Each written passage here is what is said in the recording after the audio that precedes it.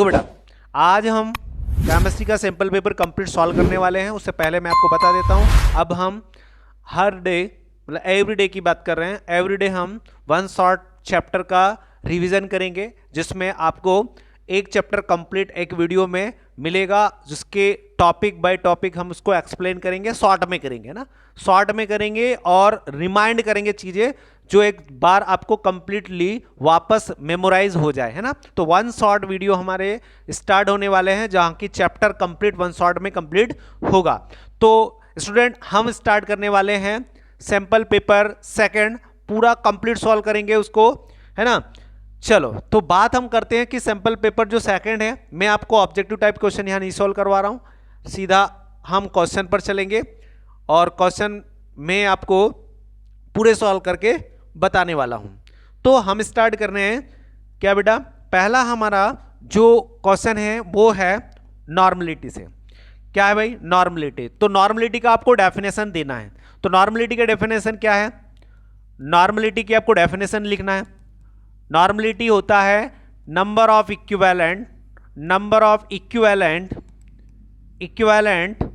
Mass of solute dissolve in per liter volume of solution. ठीक है, इसको capital N से रिप्रेजेंट करते हैं बेटा। फॉर्मूला क्या होगा, फॉर्मूला होगा number of equivalent mass of solute by volume of solution litre में। और आपको हम बता दें कि आपको EQ अगर निकालना है तो weight of substance by equivalent mass of solute से निकाल सकते हो। यही वैल्यू इसमें रख दो, किसमें, एन में, EQ की जगह पर। तो ये हो जाएगा WB के लिए निकाल रहा है सॉल्यूट के लिए, तो WB by EMB into volume of solution litre में। अगर आप इसको मिलीलीटर में बदलना चाहो तो EMB into 1000 by volume of solution millilitre में।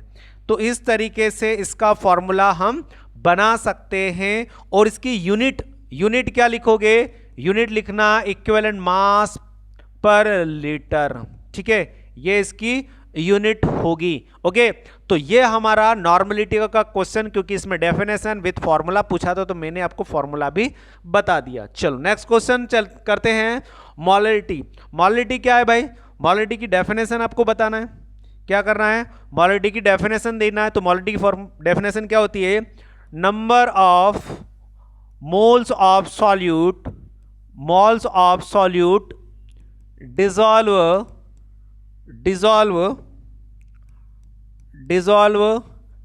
इन पर लीटर वॉल्यूम ऑफ सॉल्यूशन।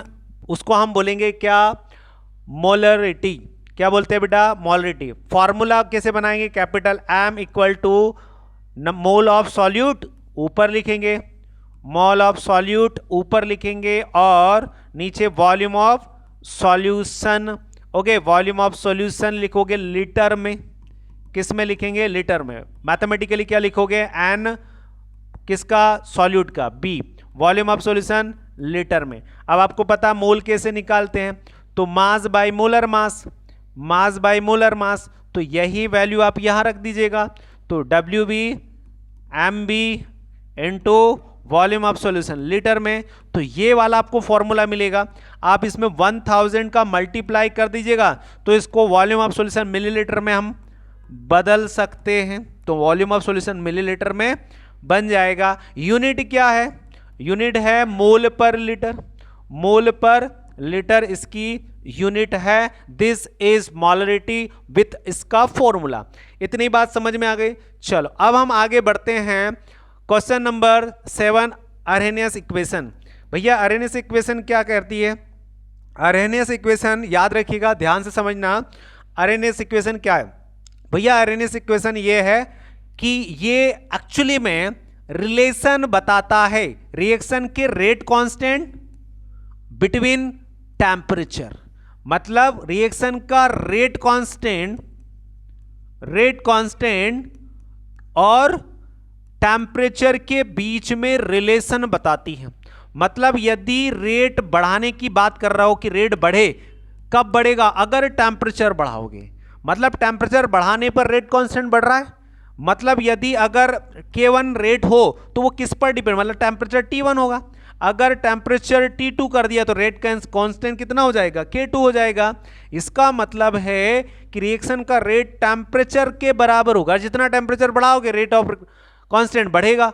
इतनी बात समझ गए? तो यही तो रिश्ता बताया है उन्होंने, इन्हीं के बीच में तो रिलेशन बताया, रेट कांस्टेंट और टेम्परेचर। तो फॉर्मूला आपको ये डेफिनेशन लिख देना और आपको ये फॉर्मूला लिख देना। फॉर्मूला क्या है? K equal to A E power E A by R T. ध्यान से समझना, दिस इज अरेनियस इक्वेशन। अभी यहां डिराइव करने का तो कुछ बोला ही नहीं है, केवल इक्वेशन बता दो, डेफिनेशन दे दो। चलो आगे बढ़ते हैं, क्वेश्चन नंबर 7 का और भी देख लेते हैं। क्वेश्चन नंबर जो 7 है, क्वेश्चन नंबर 7 उसका हम और देखते हैं। चलो और वाला क्वेश्चन कौन सा होगा बेटा?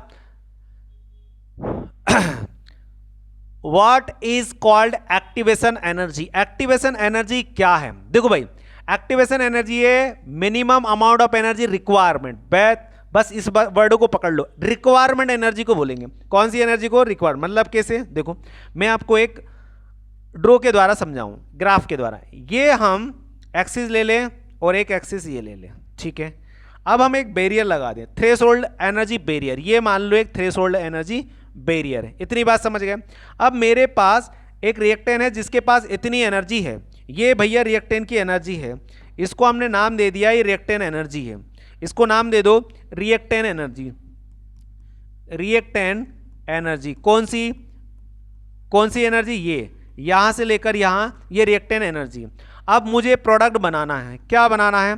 प्रोडक्ट बनाना है। ध्यान समझना, ये इतनी एनर्जी चाहिए उसको प्रोडक्ट बनाने के लिए, मतलब इतनी एनर्जी है, इतनी एनर्जी दे दो। तो ये जो एनर्जी दे रहा हो आप, जितनी दे रहा हो, मतलब रिक्वायरमेंट एनर्जी है। ये कौन सी एनर्जी है भाई? रिक्वायरमेंट एनर्जी है। तो आपको इस रिएक्टेंट को इतनी एनर्जी देना कि ये बैरियर जो है ना, ये बैरियर, इसको हम बोलते हैं बैरियर, ये बैरियर पार कर जाए और ये प्रोडक्ट बना ले। मतलब ये एनर्जी आपको देना है और ये क्या बना ले? प्रोडक्ट बना ले। तो ये जो एनर्जी है जिसको हम EA बोलेंगे, this is activation energy. Activation energy. इतनी बात समझ रहे? तो रिक्वायरमेंट एनर्जी यही हुई ना। अब इसी को बोलते हैं अब एक्टिवेशन। ये यहां से लेकर यहां तक की एनर्जी को क्या बोलते हैं? इसको हम आगे बढ़ेंगे थ्रेशोल्ड एनर्जी। क्या बोलेंगे उसको? थ्रेशोल्ड एनर्जी बोले। इसकी यूनिट क्या है एक्टिवेशन एनर्जी की? जूल पर मोल या किलो जूल पर मोल। ये तो हो गई हमारी एक्टिवेशन एनर्जी। चलो फटाफट क्वेश्चन नंबर 8 पर बात करते हैं। क्वेश्चन नंबर 8 क्या है? Amino acid. Amino acid, amino acid क्या है भाई? देखो भाई, अमीनो एसिड ऑर्गेनिक कंपाउंड होता है।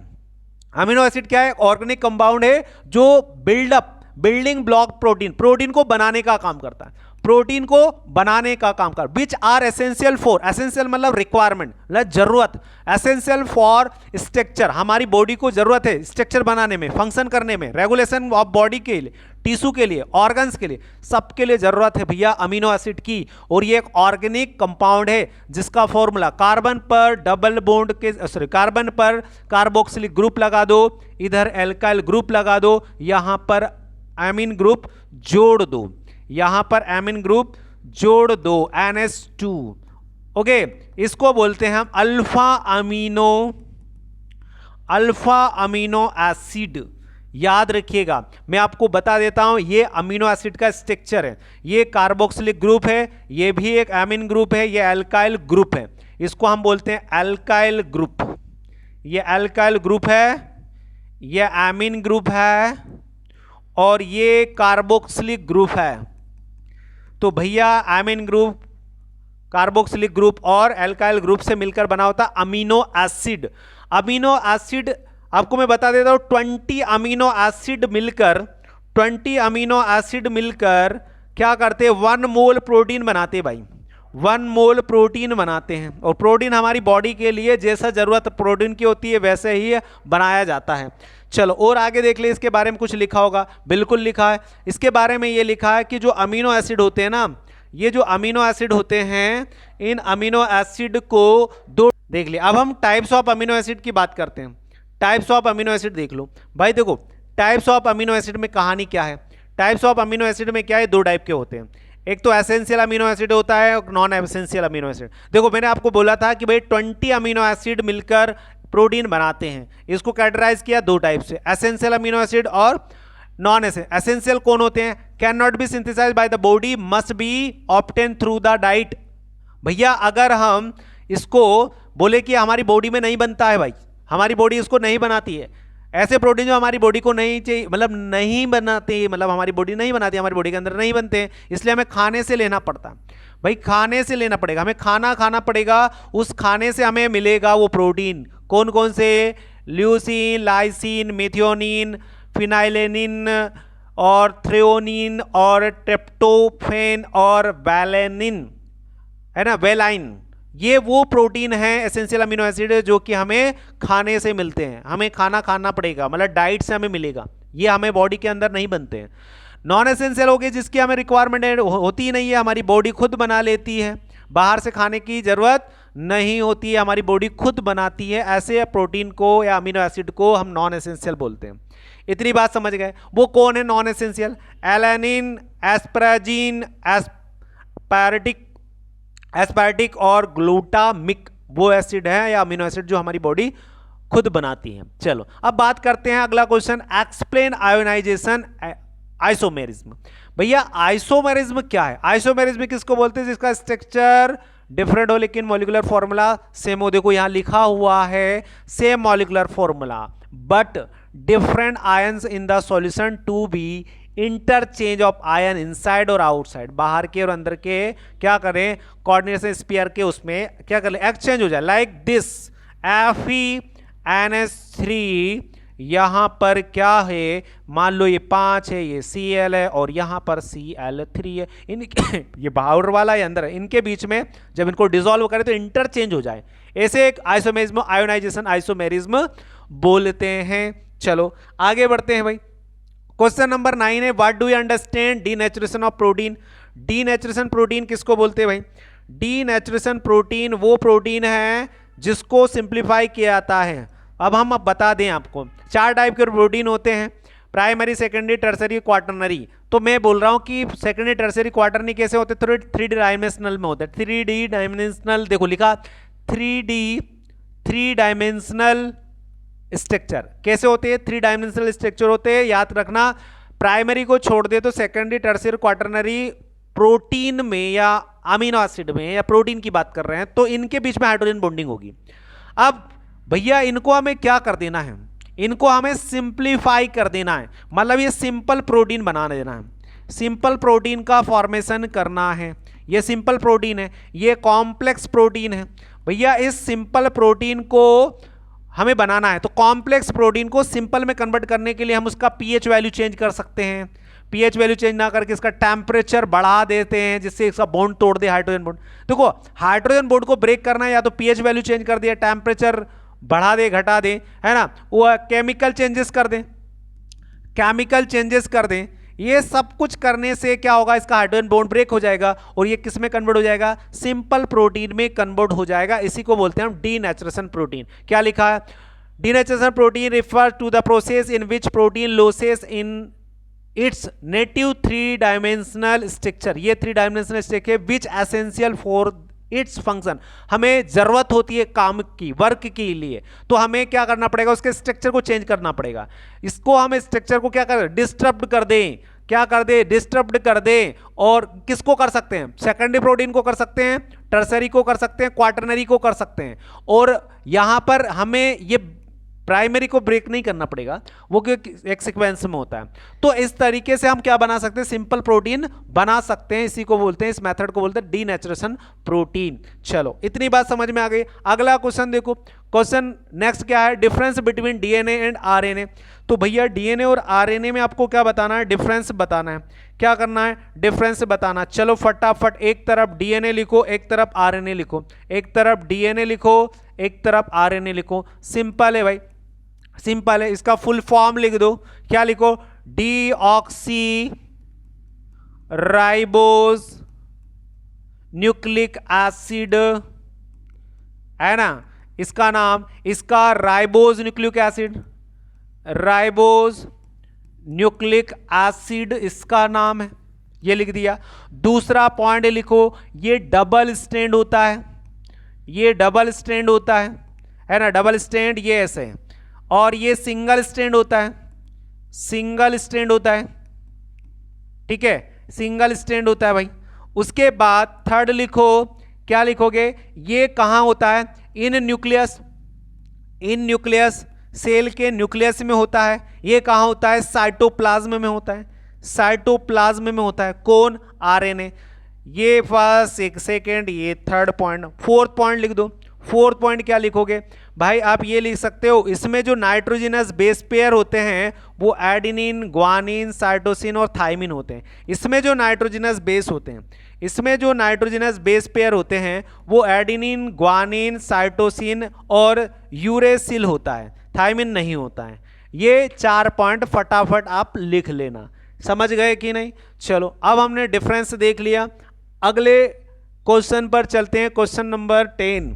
भैया क्वेश्चन नंबर जो 10 है वो कौन सा है, देखने वाले देखते हैं। क्वेश्चन नंबर 10 है कोऑर्डिनेशन कंपाउंड का। भैया आयुपेक नेम लिखना है, फटाफट आयुपेक नेम लिख दो। पहले का लिखो, अच्छा ये 12 नहीं है, ये क्लोरीन है ना, Cl2 है। ओके, तो इसका नाम लिखो। सबसे पहले लिगेंड का नाम लिखें, कितने हैं, 2, तो लिखो di amine, di amine, di chloro या क्लोरिडो, क्लोरिडो लिखो या क्लोरो लिखो, चलो क्लोरिडो लिख दे। प्लेटिनम, प्लेटिनम, चलो प्लेटिनम लिखा। ऑक्सीडेशन नंबर निकाल लेना, 2 होती है इसकी, है ना। ये हो गया भैया सेकंड। सेकंड की बात करते हैं, पोटेशियम लिखो, पोटेशियम। अब इसमें गैप रखना, यहां पर ये कंपाउंड हो या इनमें गैप रखना। अब लिखेंगे क्या भाई, साइनो, कितने साइनो, हेक्सा, हेक्सा साइनिडो लिखो या साइनो लिखो।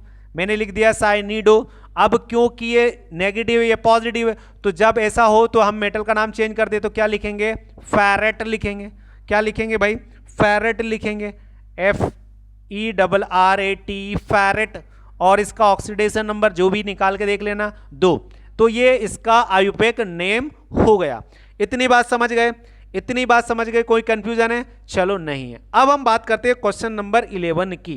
क्वेश्चन नंबर 11 को हमें क्या करना है, इसको कन्वर्ट करना है। कन्वर्ट करना, वो क्या कह रहा है कि भैया आप क्या करो, यहां पर इथेनोइक एसिड ले लो, इसका आप क्लोरीनेशन कर दो। क्लोरीनेशन नहीं करना है, HCl के साथ में रिएक्शन कर देना है। कैसे भैया, SO2Cl2, नहीं यार ऐसे करो इसको, SO2Cl।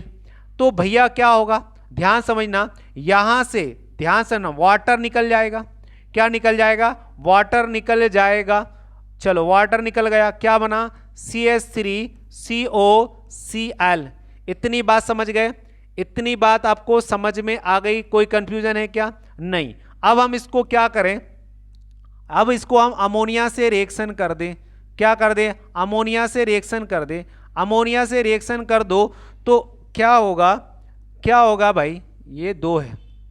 अमोनिया से रिएक्शन कर दो तो क्या बनेगा, ये बनेगा CH3CONH2। तो भैया ये बन गया क्या, एसिटामाइड। क्या बन गया है, एसिटामाइड। अब यहां पर हाफमैन ब्रोमाइड रिएक्शन स्टार्ट हो जाएगी। तो CH3, ये बहुत सिंपल तरीके, 2-3 तरीके से की जा सकती है। आपको ऐसा भी करना है, ऐसा कर सकते हो। अब मैं क्या कर दूं, अब मैं इसको Br2 से रिएक्शन कर दूं और NaOH से रिएक्शन कर दूं।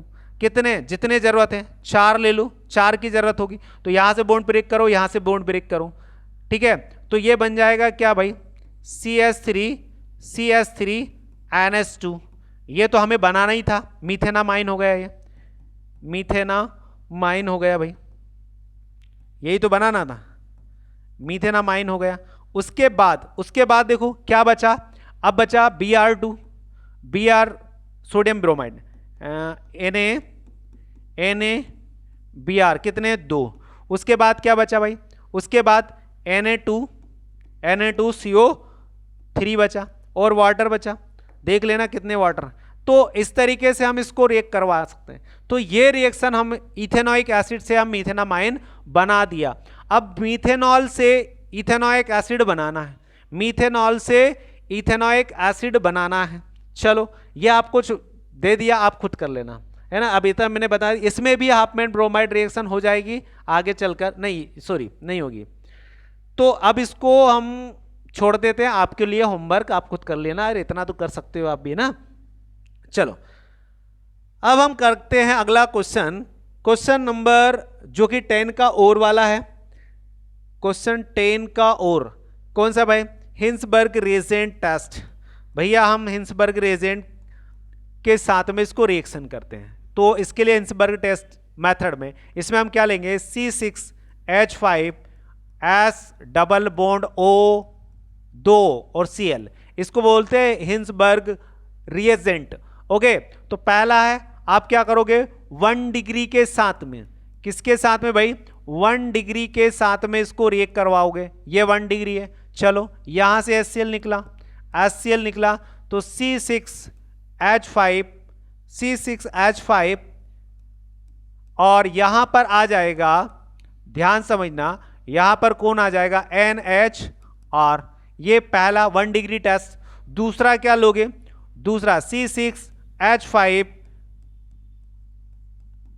और वापस अब 2 डिग्री, ये 1 डिग्री के साथ में था, 1 डिग्री के साथ में आपने ये रिएक्शन करवाई थी एमीन के, अब 2 डिग्री एमीन के साथ में कर दो, तो 2 डिग्री में क्या होगा, H बाहर निकालो, N और यहां पर 2 एल्काइल ग्रुप ले लो अब, है ना। 2 डिग्री के साथ में करना, क्या होगा भाई, 2 डिग्री एमीन के साथ में रिएक्शन करेंगे तो यहां पर भी HCl निकलेगा, तो यहां पर हमें क्या मिलेगा, C6H5, है ना, C6H5 और यहां पर आ जाएगा N2R। ठीक है, ये कंफर्मेशन रिएक्शन है ना। अब हम क्या करेंगे, अगर तीसरे के साथ में करेंगे C6H5 और यहां पर अगर मैं 3 डिग्री के साथ में करूंगा, 3 डिग्री कौन है, ये 3 डिग्री, अगर 3 डिग्री के साथ में करूंगा तो अब H तो है ही नहीं, HCl तो निकलेगा ही नहीं, तो यहां पर HCl नहीं लिख रहा, मतलब नो रिएक्शन, यहां पर इसमें रिएक्शन नहीं होगी। तो बस आपको 1 डिग्री और 2 डिग्री को यहां पर 3 डिग्री को क्या करना, आइडेंटिफाई करना है कि कौन सा 1 डिग्री है, कौन सा 2 डिग्री है, कौन सा 3 डिग्री। आइडेंटिफाई करने के लिए हिंसबर्ग रिएजेंट का इस्तेमाल किया और हमने ये टेस्ट कंफर्म किया। ओके, अब हम अगले क्वेश्चन पर चलते हैं, क्वेश्चन नंबर 11। अब क्वेश्चन नंबर जो 11 है वो कौन सा है भाई, क्वेश्चन नंबर जो 11 है वो है ये हाफमैन ब्रोमाइड रिएक्शन। जस्ट अभी मैंने बताया 12 नंबर का क्वेश्चन है भैया, हमने क्या लिया, CH3CONH2 एसिटामाइड लिया, Br2 के साथ में रिएक्शन करवाई, 4 सोडियम हाइड्रोक्साइड ले लिया, 4 सोडियम हाइड्रोक्साइड ले लिया, क्या होगा, यहां से बॉन्ड टूटेगा, यहां से बॉन्ड टूटेगा, ये बॉन्ड टूटेगा तो NH2 तो यहां शिफ्ट हो गया, तो ये तो आपने बना दिया CH3, ये तो आपने क्या बना दिया भाई, CH3NH2 बन जाएगा, है ना, ये यहां पर चला गया। अब देखो ध्यान से, CH2NH2 यहां पर हमने मीथेनामाइन बना दिया, क्या बनाया, इसको बोलते हैं मीथेनामाइन, मीथेनामाइन, ठीक है, ये मीथेनामाइन बना दिए। अब देखो ध्यान से, उसके बाद क्या हुआ, 2 Br2 2 सोडियम को लेके जाएंगे तो 2NaBr, 2NaBr बचा क्या, NaOH कितने बचे, 2, तो 2 और CO के साथ में जाएगा, तो Na2CO3 प्लस 2H2O। अगर आपको ये हाफमैन ब्रोमाइड रिएक्शन नहीं आती है तो मेरे 30 टॉप नेमिंग रिएक्शन वाले वीडियो देख लेना, वहां पर मैंने 30 ऑर्गेनिक केमिस्ट्री की, टोटली ऑर्गेनिक केमिस्ट्री की जो नेमिंग रिएक्शन है वो 1 रिएक्शन 1 to 1 करके बताया है, सब कुछ वहां मिलेगा आपको नेमिंग रिएक्शन में, है ना। तो आपको जो यहां पर समझ में नहीं आ रहा वहां मेरा वीडियो चेक कर लेना, उसमें मैंने एक्सप्लेन किया है, ठीक है। तो यहां पर हमने हाफमैन ब्रोमाइड रिएक्शन कर ली। ओके, अच्छा लिखना भी है, जो मैंने कराना लिखना भी है कि भैया हमने एसिटामाइड को ब्रोमीन से सोडियम हाइड्रोक्साइड से रिएक्शन करके मीथेनामाइन बनाया, सोडियम ब्रोमाइड बनाया, सोडियम कार्बोनेट और वाटर का फॉर्मेशन किया, ये लिखना होता है, राइट हाफमैन ब्रोमाइड रिएक्शन। इतनी बात समझ गए। चलो उसके बाद अगली रिएक्शन है कपलिंग रिएक्शन। कौन सी रिएक्शन है बेटा, कपलिंग रिएक्शन। तो कपलिंग रिएक्शन फटाफट कर आप खुद कर लीजिएगा, कपलिंग रिएक्शन है ना, इसको हमने 2-3 बार करके बता दी, पिछले वाले सैंपल पेपर में भी हमने ये क्वेश्चन किया है ना, तो मैं यहां पर इसको नहीं बता रहा हूं। चलो आगे बढ़ते हैं, आगे बढ़ते हैं, आगे हम बढ़ेंगे कौन सा, क्वेश्चन नंबर 13। भैया क्वेश्चन नंबर 13 क्या बोल रहा है, क्वेश्चन नंबर 13 बोल रहा है कि right the factor affecting electrical conductivity. भाई जो सॉल्यूशन लोगे आप इलेक्ट्रोलाइट सॉल्यूशन, उसमें सेल बनाने के लिए तो इलेक्ट्रोड भी लगाओगे, तो भैया उसमें कौन कौन से ऐसे फैक्टर है जो इफेक्ट कर सकते हैं, उसके पोटेंशियल को इफेक्ट कर सकते हैं, सेल के पोटेंशियल को।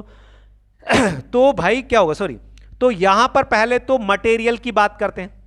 भाई मेटल आप ले रहे हो, वो मेटल किस मटेरियल की बनी है, तो टाइप ऑफ मटेरियल किसका, मेटल का, सेमीकंडक्टर या इंसुलेटर, कैसा है भाई वो मेटल, तो वो मेटल भी आपको यहां पर इफेक्ट क्रिएट कर सकती है, सिग्निफिकेंटली अफेक्ट कंडक्टिविटी, कंडक्टिविटी पर इफेक्ट करेगी सीधा वो, कौन, metal.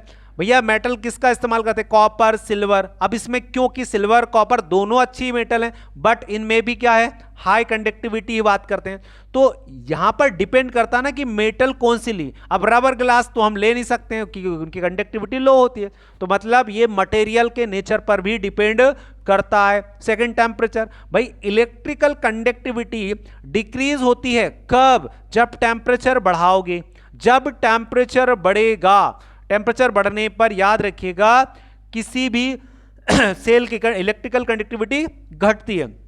For conductors like metal, है ना, due to increase resistance caused by lattice vibration in semiconductor conductivity increase with temperature as more charges carriers are generate. यहां वो बोल रहा है कि मेटल अगर कंडक्टिंग मेटल हो, जैसे मेटल है, उसमें क्या होगा, रेसिस्टेंस उसका बढ़ेगा, लैटिस वाइब्रेशन। लेकिन अगर वो सेमीकंडक्टर होगा तो उसकी कंडक्टिविटी इंक्रीज होगी विथ टेम्परेचर, टेम्परेचर बढ़ाने के साथ में, मोर चेंजेस, है ना, ये टेम्परेचर का मेन रोल हो गया है कि। उसके बाद इंप्योरिटीज, भाई इलेक्ट्रोलाइट सॉल्यूशन में इंप्योरिटीज भी इंपॉर्टेंट रोल प्ले करेगी। तो द प्रेजेंस ऑफ क्या बोला, द प्रेजेंस ऑफ इंप्योरिटीज, कहां हो रहा है, the presence of impurities in a material can be either increase और डिक्रीज कंडक्टिविटी। भाई इंप्योरिटीज चेंज होने पर, मटेरियल कम ज्यादा होने पर भैया इंक्रीज और डिक्रीज होने पर कंडक्टिविटी इंक्रीज डिक्रीज हो जाएगी, है ना। तो मटेरियल पर भी डिपेंड करता है, जितनी ज्यादा इंप्योरिटीज होगी, देखो भाई इंप्योरिटीज यूजुअली रिड्यूस कंडक्टिविटी। आप सीधी सी बात है, किसी भी चीज में इंप्योरिटीज ज्यादा होगी तो सीधे से उसकी प्रोडक्टिविटी कम हो जाती है। तो यहां पर कंडक्टिविटी की बात करें तो वो क्या हो जाएगी, धीरे धीरे कम हो जाएगी, क्योंकि बाय स्कैटरिंग इलेक्ट्रॉन, यहां पर इलेक्ट्रॉन का स्कैटरिंग भी चेंज हो जाएगा ना भाई, मूवमेंट कम हो जाएगा ना। जबकि सेमीकंडक्टर में इंप्योरिटीज क्या होगा, enhance conductivity by increase charge carries density, तो सॉरी डेंसिटी नहीं, तो इंप्योरिटीज से हम इलेक्ट्रिकल कंडक्टिविटी का इफेक्ट उस पर होते हुए देख सकते हैं, इंप्योरिटीज पर। चलो उसके बाद what do you understand by colligative property. चलो भाई इंपॉर्टेंट क्वेश्चन है कॉलिगेटिव प्रॉपर्टी। देखो कॉलिगेटिव प्रॉपर्टी में एक बात समझ लो, कॉलिगेटिव प्रॉपर्टी में क्या होगा भैया, 4 टाइप की कॉलिगेटिव प्रॉपर्टी होती है किसी भी सॉल्यूशन की। कितने टाइप के, 4 टाइप।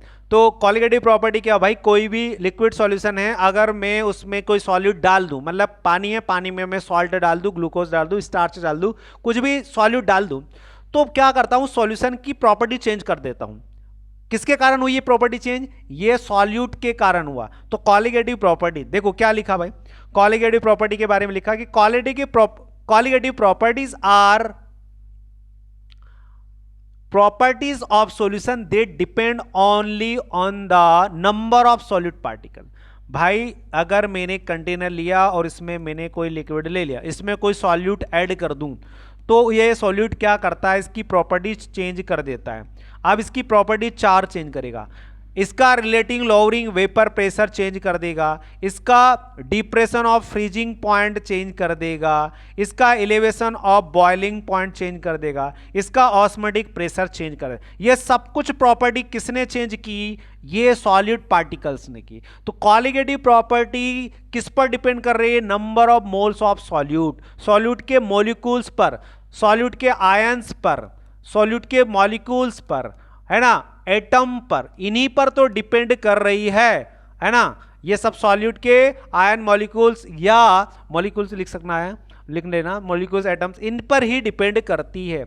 और आगे लिखा भी है, क्या लिखा, not on the type of identity of the solid particles.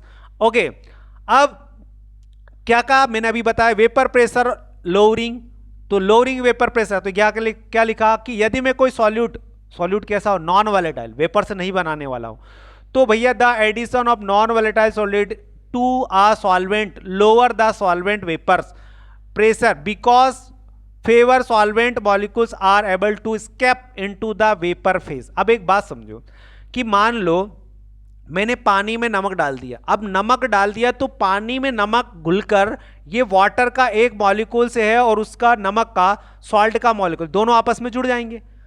भाई नमक ने पानी के साथ में बॉन्ड बना लिया। अब एक बात समझो ना, ये तो नॉन वॉलेटाइल था, ये वॉलेटाइल था, अब ये इस वॉलेटाइल मतलब पानी का वेपर प्रेशर ये कम कर देगा ना, चेंज कर देगा ना, लोअर कर देगा। तो यहां पर वही तो बोल रहे हैं कि सॉल्वेंट का लोअर प्रेशर कर देता है, कौन सॉल्यूट कर देता है, तो इसका वेपर प्रेशर ये चेंज कर देता है, तो ये प्रॉपर्टी सॉल्यूशन की चेंज कर देता है। इतनी बात समझ में आ गई, तो आप यहां पर इसकी प्रॉपर्टी लिख दीजिएगा। क्या लिखना है भैया, delta P naught A equal to X B, ठीक है, रिलेटिव लॉवरिंग वेपर प्रेशर। उसके बाद आगे बढ़ते हैं, इसका अगली प्रॉपर्टी जो कि क्वेश्चन नंबर क्वालिटेटिव प्रॉपर्टी में 4 प्रॉपर्टी हमें देखना है, चारों प्रॉपर्टी। तो बॉइलिंग पॉइंट आपको पता है, बॉइलिंग पॉइंट क्या है भाई, पानी 100 पर बॉयल होता है, यदि उसमें कोई सॉल्यूट ऐड कर दिया जाए, पानी 100 पर बॉयल हो रहा है, अगर उसमें कुछ डाल दिया जाए सॉल्यूट जो कि नॉन वॉलेटाइल हो, है ना, तो आप क्या देखोगे, क्या वो 100 पर बॉयल होगा, नहीं, अब वो 110 पर जाकर बॉयल होगा। इसका मतलब है पहले 100 पर बॉयल, अब उसको चेंज किसने कर दिया, उसमें सॉलिड डालने पर, तो क्या हुआ, boiling point of solution is higher than that of the pure solvent. भैया boiling point of solution higher than that of the pure solvent, ये तो कुछ गड़बड़ लिखा है। बॉइलिंग पॉइंट हमेशा प्योर सॉल्वेंट का ज्यादा होगा, मोर देन, भैया यहां पर गड़बड़ लिखा है।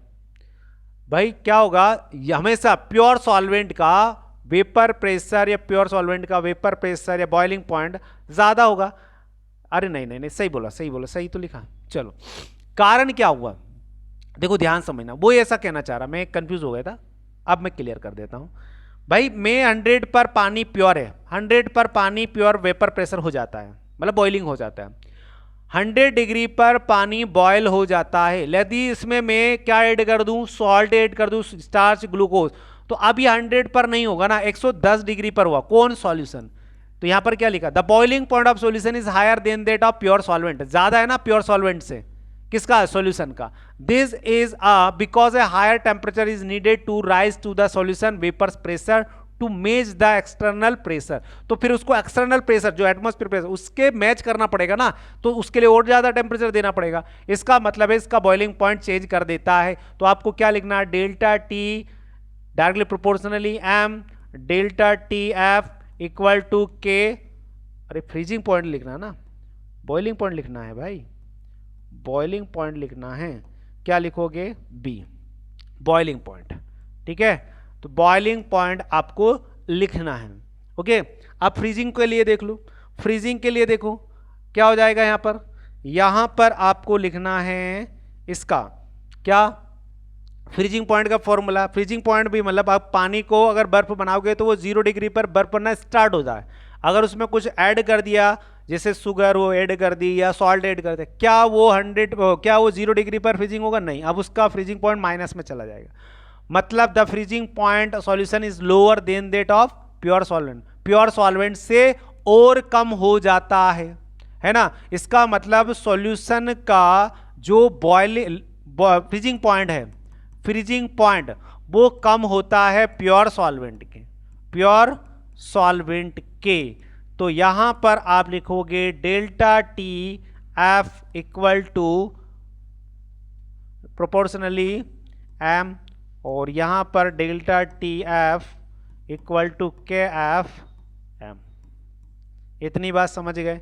चलो ऑस्मोटिक प्रेशर, ऑस्मोटिक प्रेशर भाई, तो ये भी एट कांस्टेंट टेम्परेचर पर ऑस्मोटिक प्रेशर डायरेक्टली प्रोपोर्शनली होता है concentration of solution at given temperature. तो प्रोपोर्शनल साइन हटाओगे, सी आर टी लिखोगे, तो ये ऑस्मोटिक प्रेशर है ना। तो यहां पर आपको ऑस्मोटिक प्रेशर करना है। ओके, इतनी बात समझ गए। चलो अब हम आगे बढ़ते हैं। Question number 14, एस्टेब्लाइज a formula to determine the molecular mass of a solute on the basis of molecular freezing point depression constant। तो आपको ये एक्सप्लेन करना है। ये भैया आपको यहाँ पर वो डेरिवेशन करना है। कौन सी डेरिवेशन भाई? फ्रीजिंग पॉइंट वाली, है ना। मॉलिकुलर मतलब एक्स बी आप एम बी आपको निकालना है। तो एम बी के लिए आपको क्या करना है? फॉर्मूला क्रिएट करना है। तो हमने एक ग्राफ बना देना है। पहले तो देखो मैंने एक ग्राफ बनाया भैया, एक प्योर सॉल्वेंट ए बी है ये, अब ये है लिक्विड, प्योर लिक्विड है, और इस पॉइंट पर आकर बी पॉइंट पर वो बर्फ बनना स्टार्ट होता है और सी पर जाते जाते वो आइस बन जाता है ना, आइस बन जाता है। तो ये इस प्योर सॉल्वेंट का क्या हुआ? Freezing point. अब मैंने इसको सॉल्यूट ऐड कर दिया, तो अब ये क्या उसी बी पॉइंट पर फ्रीजिंग होगा? नहीं। अब ये मैंने सॉल्यूशन बना लिया। अब सॉल्यूशन बनाया तो इसका नाम डी दे दो, इसका नाम ई दे दो। तो ये जो पॉइंट है ये इस पर ये बर्फ बनेगा, ये टी एफ है। मतलब जब उसको प्योर था तो वो बी पॉइंट पर फ्रीजिंग हो रहा था। अब मैंने उसमें कुछ चीज़ें ऐड कर दी, शुगर सॉल्ट ऐड कर दिया, तो अब मैं देख रहा हूँ वो बी पॉइंट पर फ्रीजिंग नहीं होकर डी पॉइंट पर फ्रीजिंग हो रहा है। तो इनके बीच में क्या हो गया? चेंजेस आ गया। तो बस वही चेंज को बोलते हैं। अब हम लिखेंगे T F minus T F equal T not F minus का टी एफ इक्वल टू होता है डेल्टा टी एफ। इतनी बात समझ गए। और आपको पता है किसी भी सॉल्यूशन का डिप्रेशन ऑफ फ्रीजिंग पॉइंट या फिर हम ऑस्मोटिक प्रेशर भी निकाल रहे थे वैसे ही निकालते। तो यहाँ delta T F directly proportionally होता है एम के delta T F equal to proportional sign हटा देना, एम लगा देना। अब एम आपको पता है, एम क्या होता है? मोलरिटी। तो कैफ मैं सीधा लग दे रहा हूँ W B into 1000 by M B into W A. अब हमें मॉलिकुलर मास कैलकुलेट करना है, तो ये एम बी उधर ले जाओ, तो एम बी ये उधर लेके गए, तो इधर बचा K F into W B into 1000 by delta T F into W A. Okay, तो ये हमारा क्वेश्चन नंबर 14 इस तरीके से करना है। इतनी बात समझ गए। अब आगे बढ़ते हैं। अब हम क्वेश्चन नंबर नेक्स्ट की बात करते हैं, जो कि होने वाला है क्वेश्चन 10 नहीं, इससे पहले हम क्वेश्चन 14 क्वेश्चन कर चुके हैं। 14 का और हेनरीज लॉ। अब देखो हेनरीज लॉ क्या भाई? हेनरीज लॉ आपको यहां करना है। हेनरीज लॉ में हेनरीज लॉ क्या कहता है भाई? हेनरीज लॉ क्या है? देखो हेनरीज लॉ है कि हेनरीज लॉ क्या बोलता है कि the amount of gas that dissolve in liquid is directly proportional to the partial pressure of gas about to the liquid proved the temperature remain constant. अगर टेम्परेचर को constant कर दिया जाए तो उस लिक्विड में जो गैस डिसॉल्व करेंगे उसका जो पार्शियल प्रेशर होगा वो डायरेक्टली प्रोपोर्शनली होता है अमाउंट ऑफ गैस। मतलब अमाउंट ऑफ गैस मतलब मैं बोल सकता हूं मास ऑफ गैस, या फिर मैं इसको बोल सकता हूं मोल फ्रैक्शन ऑफ गैस, ऐसा बोल सकता हूं। तो प्रोपोर्शनल साइन हटा दो, के एच लगा दो, एम आप ऐसे कर सकते हो। अब यहां पर कौन क्या है ये लिख दो। क्या है भाई? यहां पर पी पार्शियली प्रेशर है, पार्शियल प्रेशर है। इतनी बात समझे कि नहीं? के एच हेनरीज कांस्टेंट है, हेनरीज कांस्टेंट है, ठीक है। और एम है mass of gas, mass of gas. आप ये वाला फॉर्मूला लिखो या ऐसे लिखो। हाँ, एक और बात याद रखिएगा, इसका ग्राफ जरूर बनाइएगा। ये तो हो गया इसका vapour pressure, partially vapour pressure, ये हो गया मास ऑफ गैस, और कांस्टेंट क्या है? स्लोप के एच। तो ये आपको ग्राफ भी बनाना है। ओके, उसके बाद इसके एप्लीकेशन क्योंकि हेनरीज लॉ शॉर्ट में पूछा है, 2 नंबर या 3 नंबर का है, तो आपको इससे ज़्यादा उसमें करना नहीं। एप्लीकेशन बता दो फटाफट। एप्लीकेशन क्या है भाई, एप्लीकेशन क्या है, देखो ध्यान से समझो। तो एप्लीकेशन में क्या है कि भाई जैसे हम cold drink, soft drink, soda water जैसी बॉटल की पैकिंग में कार्बन डाइऑक्साइड गैस डाली जाती है, तो वो भी हेनरीज लॉ पर काम कर ले, मतलब उसमें गैस डाली जाती है तो कंप्रेस करके डाली जाती है। ऐसे ही जो एक्वेटिक लाइफ होती है, जो पानी में जाते हैं स्कूबा डाइवर, तो आपने देखा होगा कि वो अपने साथ में सिलेंडर लेके जाते हैं, तो वो जितना डीप जाते हैं उसमें क्या होता है, वो ऑक्सीजन ब्लड में डिजोल्व होती है। वैसे तो नाइट्रोजन डिजोल्व नहीं होती ब्लड में, लेकिन जितना डीप जाते तो प्रेशर बढ़ता है, तो प्रेशर बढ़ने पर क्या हो जाता है, ऑक्सीजन के साथ में वो क्या होती है, ब्लड में डिजोल्व होने लगती है। तो ये भी एक हेनरीज लॉ, जैसे जैसे वो डीप जाएगा प्रेशर बढ़ेगा, वो सॉल्युबिलिटी बढ़ती जाएगी, ऊपर आएगा प्रेशर घटेगा तो इनसॉल्युबिलिटी होने लगेगी। उसके बाद exchange of gas human beings lungs के द्वारा, भाई हम सांस लेते सांस छोड़ते हैं, तो एक प्रेशर जनरेट होता है सांस लेना सांस छोड़ने में, तो वो भी एक हेनरीज लॉ काम करता है ना। तो ये एप्लीकेशन है बेटा, इनके एप्लीकेशन आपको लिख लेना है। चलो उसके बाद अगला है कि what is the expression of half life period first order reaction.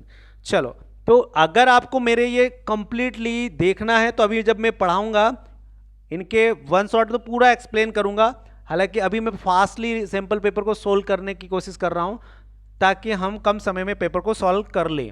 चलो अब हमको क्या करना है भैया, अब हमें half life period first order reaction का कैलकुलेट करना है, एक्सप्रेस करना है। तो पहले आपको बताना है कि भैया हाफ लाइफ पीरियड क्या है, first order reaction same time take place, half life reaction consume expression be और डिराइव्ड, आपको डिराइव भी करना है। चलो तो मैं बताता हूं कि मान लो एक रिएक्टेंट है और वो बी प्रोडक्ट बना रहा है, ये एक रिएक्टेंट है और बी प्रोडक्ट बना रहा है। तो अगर मैं इस रिएक्शन का रेट लो लिखूं, तो किसी भी रिएक्शन का रेट लो क्या होता है कि उसका जो रेट है वो डायरेक्टली प्रोपोर्शनली होता है कॉन्सेंट्रेशन ऑफ रिएक्टेंट के। रिएक्टेंट कौन है, ए, और क्योंकि यहां पर ऑर्डर ऑफ रिएक्शन क्या है, फर्स्ट है, तो एन की वैल्यू फर्स्ट है, तो मैं यहां पर 1 लिख लेता हूं।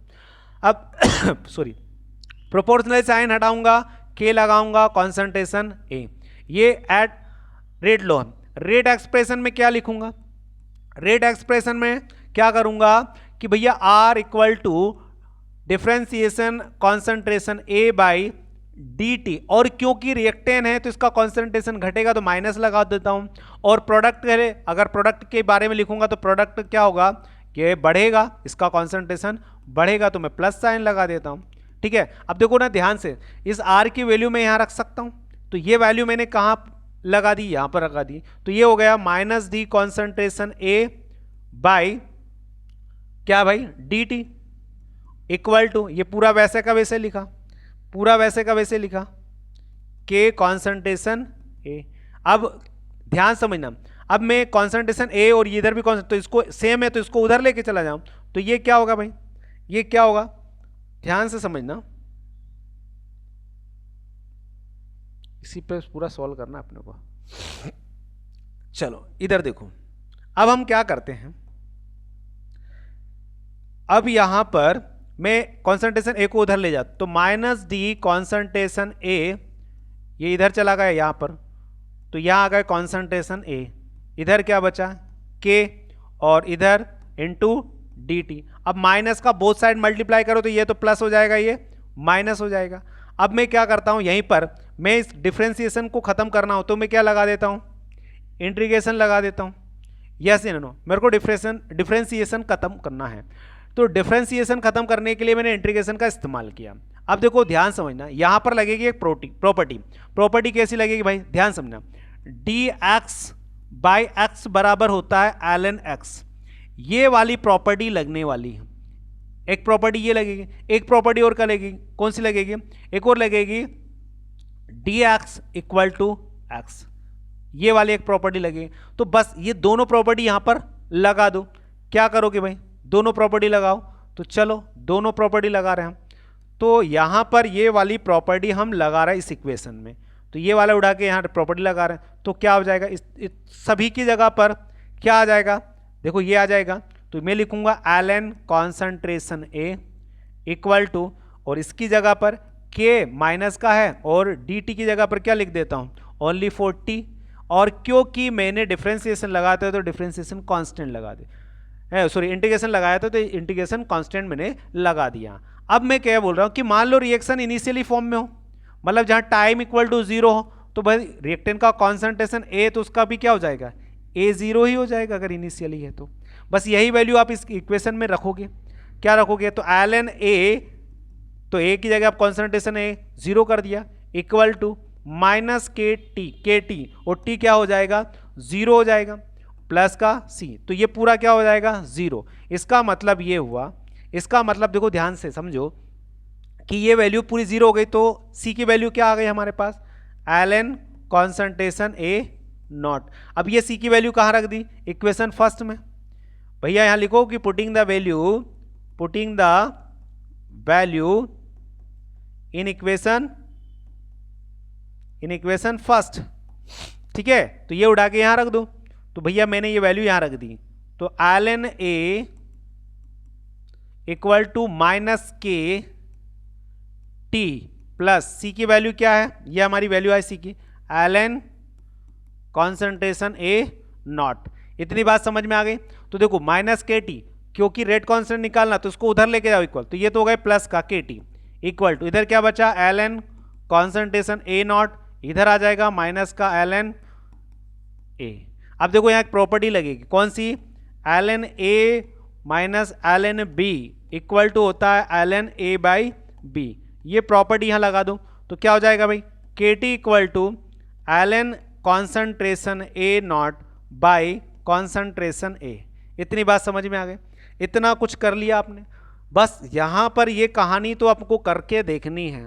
अब आपको मैं थोड़ा सा इसको, यहाँ और जगह नहीं है तो मैं इसको इधर रख लेता हूँ, अब मैं यहाँ पर इसको सॉल्व कर देता हूँ, ठीक है। अब देखो ध्यान से समझा, अब क्या करना है, अब क्या करना है कि यहाँ पर इसको आगे जो ln है इसको नेचुरल लॉग को लॉग बेस कन्वर्ट, तो ln को मैं 2.303 log 10 लिख सकता हूं, तो यही वैल्यू मैं रख दूं, तो KT equal to 2.303 log concentration A not by A. इतनी बात समझ गए। अब आपको क्या करना है, इसका हाफ लाइफ पीरियड निकाल लेना है, इसका हाफ लाइफ पीरियड निकालना है, हाफ लाइफ पीरियड। अब हाफ लाइफ पीरियड का मतलब होता है कि कोई रिएक्शन अगर 1 घंटे में हो रही तो उसको हाफ में क्या करोगे, आधा घंटा। तो मान लो टाइम टी लग रहा है तो उसका हाफ क्या होगा, टी हाफ। यदि कॉन्सेंट्रेशन ए है तो उसका हाफ क्या हो जाएगा, initially A not point by 2। अब यही चीजें इसमें अप्लाई कर दो, तो के टी, अब क्योंकि हमें टाइम निकालना है तो आप टाइम इधर ही रहने दो, टाइम यही रहने दो, तो टाइम की जगह टी हाफ कर दिया, इक्वल टू 2.303, ये के टी यहाँ पर आ जाएगा, बोलो सॉरी टी के आ जाएगा अपोन में, क्योंकि मल्टीप्लाई में तो इक्वल के इधर आएगा, तो और यहाँ पर लोग, अब लोग कितना 10 है, ये लोग 10 लिखते हैं बेस में। अब देखो ध्यान से, अगर मैं इसका वो लगा दूं, ये वैल्यू रख दूं इसमें, तो टी के जगह तो हाफ लगा दिया। अब कॉन्सेंट्रेशन ए, देखो ये तो ए नॉट, ए वैसा का वैसे लिखा। अब देखो ध्यान से, नीचे क्या है, कॉन्सेंट्रेशन ए, तो कॉन्सेंट्रेशन की ए की वैल्यू क्या है, ये है, तो यहां पर ए नॉट, सॉरी ए नॉट, मतलब कि कहने की बात है, यह ए नॉट नीचे लगाना है। क्या करोगे भाई, क्या करोगे, यहां पर आपने नोट लगा दिया और बाई का 2, ये कैंसिल, तो 2 ऊपर चला जाएगा, तो टी 1/2 इक्वल टू 2.303 के, और लॉग कितना आ जाएगा 2। अब आपको पता है ना log 2 की वैल्यू कितनी होती है, log 2 की वैल्यू होती है, मैं लिख दे रहा हूं यहीं पर, log, यहां नहीं लिखता हूं, log 2 की वैल्यू जो है ना वो होती है, वो कितनी होती है 0.3010। तो यही वैल्यू मैं यहां रख देता हूं, ये वैल्यू यहां पर रख देता हूं।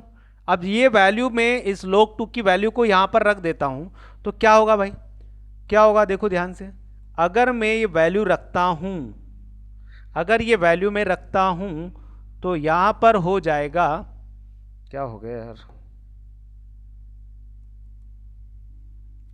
अगर ये वैल्यू मैं यहां रख देता हूं,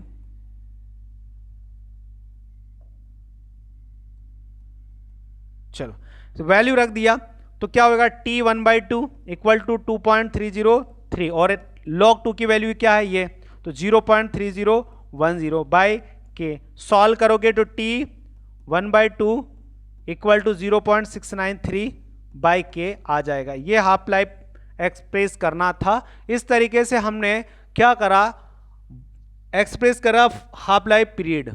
ओके, अब आगे बढ़ते हैं। आगे अगला क्वेश्चन जो है हमारा वो है, कौन सा क्वेश्चन है, अच्छा ये जगह छोड़ रखी थी अपन ने, लेकिन अपन उसी जगह पर करने लगे थे, है ना, कोई बात नहीं।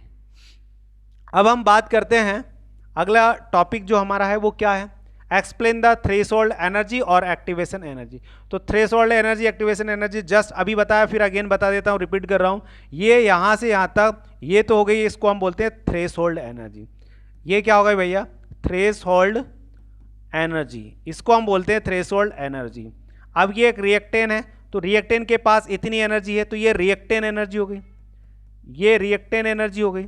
अब मैंने रिएक्टेन को इतनी एनर्जी दी कि वो प्रोडक्ट में कन्वर्ट हो गया, तो ये जो एनर्जी है यहाँ से यहाँ तक दी, इसको हम बोलते हैं एक्टिवेशन एनर्जी। ये प्रोडक्ट बना लिया, तो ये प्रोडक्ट एनर्जी हो गई। तो अब आपको यहाँ समझ में आ रहा होगा कि अगर थ्रेशोल्ड एनर्जी हो तो हम क्या बोलते हैं, एक्टिवेशन एनर्जी। ये एक्टिवेशन एनर्जी, उसका सम किसके साथ में, रिएक्टेन एनर्जी। तो ये पूरा क्या हुआ, थ्रेशोल्ड एनर्जी हुई ना। तो यहाँ से लेकर यहाँ तक की थ्रेशोल्ड एनर्जी मतलब एक्टिवेशन एनर्जी और रिएक्टेन एनर्जी को सम कर दो, तो क्या हो जाएगा, थ्रेशोल्ड एनर्जी हो जाएगी। तो क्या लिखा, threshold energy is minimum total energy that कोल्डिंग reactant molecules must process of chemical, मतलब किसी रिएक्शन को कंप्लीट करने में, रिएक्टेंट से प्रोडक्ट बनाने के लिए एक्टिवेशन एनर्जी और रिएक्टेंट एनर्जी का सम क्या कहलाएगा, थ्रेशोल्ड एनर्जी कहलाएगा। ठीक है, इतनी बात समझ में आ गई। अब हम आगे बढ़ेंगे यहां से अगले क्वेश्चन के लिए। अगला जो क्वेश्चन है वो क्या है भाई, अगला क्वेश्चन है भाई देखो, अब अगला क्वेश्चन जो है वो है डिफरेंट क्वेश्चन पर बात करते हैं।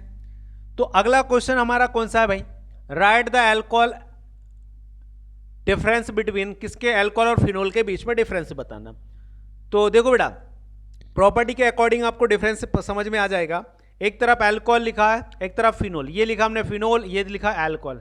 देखो ध्यान से, पहले ऑर्डर की बात करते हैं भाई। टिपिकल फिनोलिक ऑर्डर कैसा होता है, ये इसमें स्मेल आती, ये थोड़ी हमारे प्लेजेंट ऑर्डर होता है, थोड़ा सा हमारे नोज पर इसका इफेक्ट दिखता है हमें, है ना। उसके बाद नेचर की बात करें तो जो फिनोल होते हैं वो एसिडिक नेचर के होते हैं। कैसे नेचर के होते हैं भाई, एसिडिक नेचर। ये डिजोल्व होते हैं इन सोडियम हाइड्रोक्साइड और सोडियम फिनोक्साइड बना लेते हैं। क्या बोला मैंने, ये एसिडिक नेचर होते हैं, और यदि इनको सोडियम हाइड्रोक्साइड बेस में डालें इनको, तो ये क्या हो जाते हैं, न्यूट्रलाइज हो जाते हैं, तो सोडियम फिनोक्साइड बना लेते हैं। ओके, लेकिन यहां पर ये न्यूट्रल होते हैं। अल्कोहल कैसे होते हैं, न्यूट्रल, जो कि रिएक्शन नहीं करते हैं एल्कलाई के साथ में, नो रिएक्शन, यहां पर ये रिएक्शन नहीं करेंगे। चलो अब हम इसकी बात करते हैं रिएक्शन विथ FeCl3। तो ये FeCl3 के साथ में रिएक्शन करेंगे, वॉयलेट कलर्स देंगे और एक कॉम्प्लेक्स कंपाउंड बना लेंगे। क्या बना लेंगे, कॉम्प्लेक्स कंपाउंड बना लेंगे, लेकिन यहां पर कोई रिएक्शन नहीं होगी। आ गई बात समझ में। चलो आपने ये रीमर डीमर रिएक्शन में देखा है करके। ओके, सॉरी रीमर डीमर बोला मैंने, हैलोजिनेशन में। ओके, उसके बाद रिएक्शन विथ हैलोजन एसिड। यदि आप हैलोजन एसिड के साथ में रिएक्शन करोगे, रिएक्शन विथ हैलोजन एसिड, अगर आप फिनोल की रिएक्शन करोगे तो फिनोल रिएक्शन नहीं करेगा, तो no reaction with halogen acid. Halogen acid के साथ में फिनोल रिएक्शन नहीं करता। लेकिन वहीं अगर मैं अल्कोहल की रिएक्शन करवाऊंगा, किसके साथ में, हैलोजन एसिड के साथ में, इथाइल हैलाइड बना लेगा। क्या बना लेगा, इथाइल हैलाइड बनाएगा। इसी तरीके से अगर मैं ऑक्सीडेशन प्रॉपर्टी चेक करूं फिनोल एंड अल्कोहल की, तो अल्कोहल क्या करेगा, पिंक या ब्राउन कलर देगा ऑक्सीडाइज होने के बाद। मतलब यदि फिनोल को हम ऑक्सीडाइज कर दें तो हम देखते हैं उसका कलर चेंज हो जाएगा, पिंक कलर या ब्राउन कलर में वो चेंज हो जाता है, और क्या बनाएगा, क्यूनोन बनाएगा या फिनोक्यूनोन बना देगा, क्यूनोन बनाएगा या फिनोक्यूनोन बनाएगा। बट अल्कोहल की बात करें तो याद रखिएगा ऑक्सीडाइज तो हो जाएगा, लेकिन ये एसिटाल्डिहाइड या एसिटिक एसिड बनाएगा, एसिटाल्डिहाइड या एसिटिक एसिड बनाएगा। मतलब ये कार्बोक्सिलिक कंपाउंड बना सकता है, मतलब कार्बोनिल कंपाउंड बना सकता है। कौन, अल्कोहल। मतलब अल्कोहल से हम ऑक्सीडाइज करवा के कार्बोनिल कंपाउंड बना सकते हैं। अब बात करते हैं क्या ये फॉर्मेल्डिहाइड से रिएक्शन कर सकते हैं, फिनोल और एल्कोहल दोनों। तो भाई मैं बता देता हूं ना, फिनोल फॉर्मेल्डिहाइड से रिएक्शन करके बैकेलाइड बना सकता है, मतलब पॉलीमर बना सकता है, बट अल्कोहल रिएक्शन नहीं करेगा, नो रिएक्शन। यहां पर ये लीबरमैन टेस्ट पास करता है, मतलब देता है, पॉजिटिव है, डू नॉट शो, ये नहीं देता है। यहां पर कपलिंग रिएक्शन की बात करें तो फिनोल में कपलिंग रिएक्शन होती है, आपको पता ही है। तो डाइएजो बनने का इसमें इंपॉर्टेंस होती कि डाइएजो बेंजीन बन जाएगा। हाँ, यहां पर कोई नहीं बनता, डाइएजो नहीं बनता, इसमें डाइएजो बन जाता है। चलो, रिएक्शन विथ फॉस्फरस पेंटाक्लोराइड, तो फॉस्फरस पेंटाक्लोराइड के साथ में अगर फिनोल की रिएक्शन करोगे तो ट्राइफिनाइल फॉस्फेट बन जाता है, लेकिन यहां पर क्या बनेगा, इथाइल क्लोराइड बनेगा। लास्ट है iodoform test, phenol do not give this test, भैया आइडोफॉर्म टेस्ट फिनोल नहीं देता है, अल्कोहल आइडोफॉर्म टेस्ट देता है। ओके, तो ये है क्वेश्चन नंबर 16 जो कि अल्कोहल और फिनोल के बीच का डिफरेंस है। अब इसके बाद हम आगे बढ़ते हैं, इसका और वाला जो क्वेश्चन होगा उसको देखते हैं। क्वेश्चन नंबर जो कि इस डिफरेंस के बाद कौन सा है, चलो देखते हैं कौन सा है। हाँ, क्वेश्चन ये है कि भैया आपको अल्कोहल बनाने की फर्मेंटेशन मेथड को बताना है। देखो, fermentation method of making ethyl alcohol from molasses, molasses के द्वारा आप इथाइल अल्कोहल बनाना है। किस किस स्टेप में, उसका डाइल्यूशन करना है, उसका फर्मेंटेशन करना है और फिर उसका डिस्टिलेशन कर देना है। तो इसको आपको समझाना है, तो मैं बता देता हूं। सबसे पहले हम बात करते हैं मोलासेस है क्या, मोलासेस क्या है, फिर डाइल्यूशन बताएंगे, फिर फर्मेंटेशन, फिर डिस्टिलेशन। देखो बेटा, मोलासेस क्या भैया, जब मैं sugar cane product of sugar manufacturing contain about 40-50% sugar, मतलब अगर मैं शुगर केन के जूस को निकालूं और उसको मैं प्रोडक्ट बनाने में इस्तेमाल कर लूं, तो मैं क्या देखता हूं, उसमें कुछ वाइट पीपीटी जैसा दिखता है जो कि एक चिपचिपा मोलासेस के फॉर्म में दिखता है। वो जो मोलासेस है जिसमें 40 से 50% शुगर प्रेजेंट होगी, उसको मैं सेपरेट कर लूंगा। अब उसमें क्या करूंगा, उस मोलासेस में पानी ऐड करूंगा, जिससे क्या होगा, शुगर कंसंट्रेशन कम हो जाएगा। अब मतलब 45% से 50% में से क्या कर दूंगा, उसको 10 से 15% कर ले, मतलब मैंने क्या करा, पानी की मात्रा ऐड कर दी, जिससे शुगर कंसंट्रेशन रिड्यूस हो गया। इतनी बात समझ गए। दिस प्रोसेस इज डाइल्यूशन, मतलब एक मोलासेस सब्सटेंस जो कि शुगर मैन्युफैक्चरिंग से मैंने सेपरेट किया, उस लिक्विड पीपीटी को हम क्या बोलते हैं, मोलासेस बोलते हैं। उसमें डाइल्यूट करने के लिए उसमें पानी ऐड कर दिया, जिससे सुक्रोज की मात्रा कम हो गई।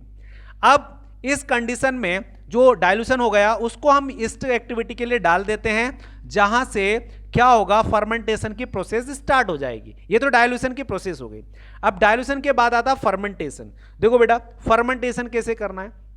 देखो, फर्मेंटेशन क्या है भाई, जब मैंने वो डाइल्यूशन कर दिया, जिसमें आप क्या, सुक्रोज भी प्रेजेंट है ना, सुक्रोज भी है, पानी भी डाल दिया, अब उसमें ईस्ट की एक्टिविटी होती है, तो क्या होगा ध्यान समझना कि जो मैंने डाइल्यूशन सॉल्यूशन बनाया, उसमें क्या है, सुक्रोज है, क्या है उसमें, सुक्रोज है। तो C12H22O11 ये है सुक्रोज। उसमें हमने वाटर ऐड किया था, क्या ऐड किया था भाई, वाटर ऐड किया। अब हमने उसको एंजाइम की प्रेजेंस में, कौन से एंजाइम, इन्वर्टेज एंजाइम, एंजाइम कौन सा ले सकते हो आप, इन्वर्टेज एंजाइम। इन्वर्टेज एंजाइम के प्रेजेंस में क्या हुआ भाई, ग्लूकोज बना, ग्लूकोज बना और फ्रक्टोज बना, ग्लूकोज बना और फ्रक्टोज बना, ये प्रोसेस हो रही। अब ये जो ग्लूकोज है, ये जो ग्लूकोज है, इस ग्लूकोज को मैंने कंटिन्यू क्या करा, फर्मेंटेट करवाया, फर्मेंटेट करवाया इसकी प्रेजेंट में, मतलब एंजाइम के प्रेजेंस में। तो ये एंजाइम, अब इसमें जाइमेज एंजाइम का इस्तेमाल कर रहा है, ये जाइमेज एंजाइम लिए, तो ये इसको फर्मेंटेट कर देता है, किसको भाई, ग्लूकोज को। अब ग्लूकोज फर्मेंटेट होगा तो क्या बनाएगा, इथाइल अल्कोहल C2H5OH, कितने मोल, 2 मोल, और कार्बन डाइऑक्साइड बनेगी कितने मोल, 2। तो ये प्रोसेस, इथाइल अल्कोहल के बनने की प्रोसेस को हम क्या बोलते हैं, क्या बोलते हैं भाई, फर्मेंटेशन। क्या लिखा है, yeast is added to the dilute molasses, जो डाइल्यूट मोलासेस किया था उसमें हम क्या डाल देते, ईस्ट डालते, ईस्ट मतलब एंजाइम, तो उसका फर्मेंटेशन स्टार्ट होगा। तो ईस्ट क्या करेगा, उस सुक्रोज को ग्लूकोज फ्रक्टोज या ग्लूकोज और फ्रक्टोज में क्या कर देगा, कन्वर्ट कर देगा। वही ग्लूकोज फ्रक्टोज किस में कन्वर्ट हो जाएगा, इथेनॉल और कार्बन डाइऑक्साइड में, इथेनॉल और कार्बन डाइऑक्साइड में। This process is fermentation. इसको हम क्या बोलते हैं बेटा, फर्मेंटेशन बोलते हैं। तो इस तरीके से ये तो हो गया फर्मेंटेशन। अब उसमें एक और मेथड भी लिखी हुई थी, डिस्टिलेशन। अब डिस्टिलेशन क्या है, देखो बेटा डिस्टिलेशन में करना क्या है भाई, डिस्टिलेशन फर्मेंटेशन के बाद हमें क्या करना है, उस लिक्विड को, जो लिक्विड हमें मिला है जिसमें हम एल्कोहल को प्योर, क्योंकि अब उसमें पानी भी हो सकता है, इंप्योरिटीज भी हो सकती है, तो भैया हम उससे वाटर को और इथेनॉल को अलग करना चाहते हैं, उसमें से इंप्योरिटीज को अलग करना चाहते हैं। तो मैं क्या करूंगा, उसकी इंप्योरिटीज, या मैं कह सकता हूं, मैं ऐसा मान लूं कि पानी और अल्कोहल को अलग करना है, तो मैं क्या करूंगा, उसको हीट करूंगा। अब भाई इथाइल अल्कोहल जो होता है ना, इथाइल अल्कोहल, एक्चुअली में इथाइल अल्कोहल का जो बॉइलिंग पॉइंट है ना वो 70 मान के चल रहा है, हम 76 डिग्री सेल्सियस पर इथाइल अल्कोहल को बॉयल होता है देख सकते हैं। वाटर की बात करते हैं, अब भैया वाटर कितने पर बॉयल होता है, 100 पर बॉयल होता है। अब देखो ना दोनों का बॉइलिंग पॉइंट डिफरेंस है, दोनों के बॉइलिंग पॉइंट में डिफरेंस है। अब मुझे इसको डिस्टिलेट करना है, इनको दोनों को अलग करना है। अभी ये मिक्स थे, तो भैया मैं अगर हीट करने जाऊंगा, अगर मान लो 76 टेम्परेचर रख दिया मैंने, उसका सॉल्यूशन का क्या कर दिया 76 डिग्री सेल्सियस कर दिया, तो कौन वेपर्स होने लगा, इथाइल अल्कोहल। वाटर वेपर्स होगा क्या, नहीं, क्यों, वो तो 100 पर होता है। तो इथाइल अल्कोहल 76 पर बॉयल होना, वेपर्स बनाना स्टार्ट कर दे, तो उसकी वेपर्स को मैं क्या कर लूंगा, कहीं दूसरी जगह कंडेंस कर लूंगा, ठंडी कर लूंगा, तो मुझे इथाइल अल्कोहल मिल जाएगा प्योर। अब वाटर अलग कर लिया, दिस मेथड इज डिस्टिलेशन। इसी को हम क्या बोलते हैं, डिस्टिलेशन मेथड बोलते हैं। ओके, तो यहां पर ये हो गया डिस्टिलेशन। अब यहां पर हम ओवरऑल हमने यहां पर क्वेश्चन कर लिए। अभी हमारे लॉन्ग क्वेश्चन 4 क्वेश्चन बचे हुए हैं, ठीक है। अब हम लास्ट के 4 क्वेश्चन भी, चलो हम रोजनमुंडी रिएक्शन करते हैं। तो रोजनमुंडी क्या करें, हम एल्काइल एसिटाइल क्लोराइड ले लें। मैंने लिया, क्या लिया भाई, मैंने ले लिया RCOCl लिया। ओके, अब मैं यहां पर R की जगह कुछ और भी ले सकता हूं, है ना। तो अब मैंने इसको रेक करवा दिया, ध्यान समझना, यहां पर हम इसको रिडक्शन करवाएंगे। क्या करवाएंगे, रिडक्शन करवाएंगे। बेरिलियम सल्फेट और लेड डाल के हम ये रिएक्शन करवाएंगे। क्या होगा, एक हाइड्रोजन यहां जाएगा, एक हाइड्रोजन इस क्लोरीन के साथ में HCl बनाएगा, तो ये हमें क्या देगा, एक एसिटाल्डिहाइड देगा, मतलब एक एल्डिहाइड देगा। एसिटाल्डिहाइड नहीं, एल्डिहाइड बोलेंगे। एल्डिहाइड क्यों बोलेंगे, R लगा हुआ भाई। एग्जाम्पल में ले लो, एग्जाम्पल में बताते हूँ, यहाँ पर लगा देते CH3, यहाँ पर COCl, और हम 2 हाइड्रोजन के साथ में रिडक्शन कर दे पैलेडियम और बेरिलियम सल्फेट की प्रेजेंस में, तो एक हाइड्रोजन यहाँ जाएगा, क्लोरीन यहाँ पर, तो HCl निकलेगा और एसिटाल्डिहाइड का फॉर्मेशन हो जाएगा। क्या होगा, एसिटाल्डिहाइड बन जाएगा, एसिटाल्डिहाइड बन जाएगा। तो आपको इसे नियमित रिएक्शन इसमें करना है। इसके बाद अगली रिएक्शन कौन सी है बेटा, अगली कौन सी, second Gattermann Koch reaction, sorry Gattermann reaction है, बस गार्डर कोच रिएक्शन नहीं है, गार्डर रिएक्शन है। क्या करो, यहां पर ले लो डाइजोनियम सॉल्ट ले लो भाई, N2Cl ले लो, N2Cl, और याद रखो, ध्यान समझना, HCl के साथ में कॉपर डाल दो, HCl के साथ में कॉपर डाल दो, तो ये बॉन्ड टूटेगा, ये बॉन्ड टूटेगा, और हमें मिलेगा क्लोरोबेंजीन।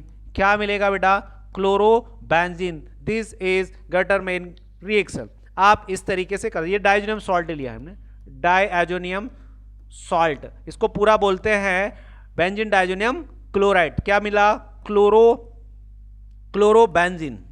क्या मिला बेटा, क्लोरोबेंजीन। चलो अगले क्वेश्चन पर चलते हैं। क्वेश्चन नेक्स्ट है भाई, नेक्स्ट क्वेश्चन कौन सा है, right the difference between aldehyde and ketone. भैया एल्डिहाइड और कीटोन का डिफरेंस आपको लिखना है। चलो तो हम बात करते हैं प्रॉपर्टी के अकॉर्डिंग डिफरेंस। एल्डिहाइड एक तरफ लिखा, एक तरफ हमने कीटोन लिखा, एक तरफ एल्डिहाइड लिखा, एक तरफ कीटोन लिखा। चलो अब पहली प्रॉपर्टी बात करते हैं, ऑक्सीडेशन। भाई आपको बता देता, एल्डिहाइड जो है ना easily oxidise to acid containing the same number of carbon atom. भाई एल्डिहाइड क्या हो जाता है, ऑक्सीडाइज होकर एसिड बना लेता है। क्या बना लेता है, एसिड बना लेता है। Ketone oxidise to acid which fewer number of cup. भाई ये नंबर में कम होते हैं, याद रखना है यहां पर ये भी ऑक्सीडाइज तो हो जाता, लेकिन यहां पर ऑक्सीडेशन की जो प्रोसेस है इसमें आप देखोगे containing the same number of carbon atom, यहां कार्बन एटम चेंज नहीं होते, उतने ही होते, यहां पर क्या होता है number of carbon atom change हो जाते हैं इसके। चलो रिडक्शन प्रोसेस, ये ऑक्सीडेशन भी करते हैं, रिडक्शन की बात करते हैं अब भैया। यहां पर प्राइमरी अल्कोहल का फॉर्मेशन होगा रिडक्शन होने के बाद, यहां सेकेंडरी अल्कोहल का फॉर्मेशन होगा। देखो अगर मैं एल्डिहाइड का रिडक्शन कर दूं तो मुझे प्राइमरी अल्कोहल मिलेगा एल्डिहाइड से, लेकिन कीटोन का रिडक्शन करूंगा तो प्राइमरी अल्कोहल नहीं मिलेगा, मुझे सेकेंडरी अल्कोहल मिलेगा। कौन सा मिलेगा? Secondary alcohol. अब हम फाइलिंग सॉल्यूशन टेस्ट की बात करें तो ये red PPT of cuprous oxide, cuprous oxide का रेड पीपीटी बनाएगा, ये नो चेंजेस, कोई रिएक्शन नहीं करेगा। कौन? एल्डिहाइड। चलो उसके बाद Tollen reagent test, silver mirror test देगा भाई, ये सिल्वर मिरर टेस्ट देगा। कौन? एल्डिहाइड, ये कोई रिएक्शन नहीं करेगा, नो चेंज। आप सिर्फ टेस्ट भी देखें तो ये एल्डिहाइड रिड्यूस रिएजेंट, ये कोई चेंज नहीं करेगा। एक्शन ऑफ अमोनिया, अमोनिया के साथ में प्रोडक्ट बना लेगा, सिंपल एडिशन में प्रोडक्ट बनाएगा, यहाँ कॉम्प्लेक्स कंपाउंड बनाएगा, सिंपल बनाएगा, एल्डिहाइड सिंपल बनाएगा, कीटोन कॉम्प्लेक्स बनाएगा। उसके बाद सोडियम हाइड्रोक्साइड की बात करें तो येलो ब्राउन कलर देगा एल्डिहाइड, ये कोई कलर नहीं देगा, डू नॉट फॉर्म रेजिन। उसके बाद पॉलीमराइजेशन, इसमें पॉलीमराइजेशन रेडिली होगा, ये डू नॉट पॉलीमराइज, ये पॉलीमराइज नहीं होगा, ये पॉलीमराइज हो जाएगा, ये इनके बीच में डिफरेंस है। ओके चलो अब हम क्वेश्चन नंबर 18 की बात करते हैं। क्वेश्चन नंबर 18 क्या बोलता है? Right the following reaction. देखो भाई हुंसडीकर रिएक्शन दी है और आपको वुड्स रिएक्शन दी है, तो भैया अब मैं आपको एक बात बताऊं, यहां पर नेमिंग रिएक्शन के साथ में लिखना भी है, तो हम बोलेंगे कि व्हेन क्या, व्हेन क्लोरोबेंजीन हीटेड या ट्रीटेड विथ सोडियम मेटल